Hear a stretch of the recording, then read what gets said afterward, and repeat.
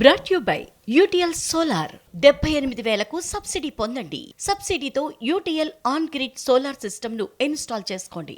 ధరణి portal పేరుతో BRS హయాంలో అక్రమాలు జరిగాయి అన్నది ప్రభుత్వ పెద్దలు చెబుతున్న మాట. అర్ధరాత్రి భూముల రికార్డులు మార్చేశారు అన్నది ప్రధానమైన ఆరోపణ. ఈ అక్రమాల నిగ్గు తేల్చేందుకు ధరణి పోర్టల్ లావాదేవీలపై ఫోరెన్సిక్ ఆడిటింగ్ జరుపుతామని రేవంత్ సర్కార్ ప్రకటించడంతో రెవెన్యూ శాఖలో గుబులు రేగుతోంది. మరి ఏ లావాదేవీలపై ఆడిటింగ్ చేస్తారు, ఎవరిని బాధ్యులుగా తేలుస్తారు? జనవరి 1వ తేదీ తరువాత తెలంగాణలో భూ ప్రకంపనలు రాబోతున్నాయా? తెలంగాణ ప్రజలకు బిగ్ అలర్ట్. తెలంగాణ కాంగ్రెస్ ప్రభుత్వం తీసుకొచ్చిన భూభారతి నూతన ఆర్ఓఆర్ చట్టం జనవరి 1 నుండి అమల్లోకి రానుంది. ధరణి పోర్టల్ బాధ్యతలు చూస్తున్న టెరాసిస్ గడువు డిసెంబర్ 31వ తేదీతో ముగిసిపోనుండగా ధరణి పోర్టల్ కు కాలం చెల్లిపోనుంది. దీంతో భూభారతి పోర్టల్ ను నేషనల్ ఇన్ఫర్మాటిక్స్ సెంటర్ పూర్తి స్థాయిలో నిర్వహించనుంది. ధరణి పోర్టల్ పూర్తి వివరాలను ఎన్ఐసికి టెరాసిస్ బదిలీ చేయనుంది.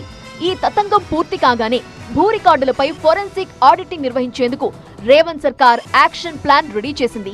దీంతో రెవెన్యూ శాఖ అధికారుల్లో గుబులు మొదలైంది.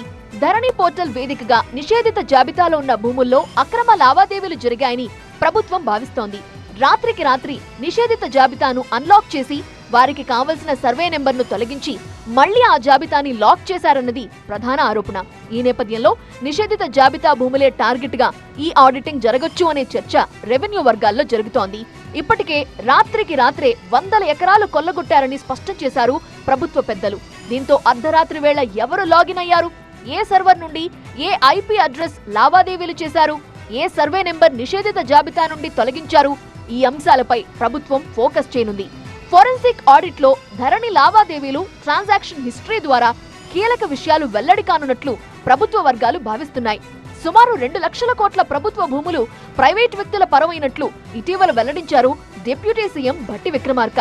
నిషేధిత జాబితా భూములు రాత్రికి రాత్రే ఓ పెద్ద మనిషి సమక్షంలో డీల్ జరిగిందంటూ రెవెన్యూ శాఖ మంత్రి పొంగులెట్టి కీలక వ్యాఖ్యలు చేశారు.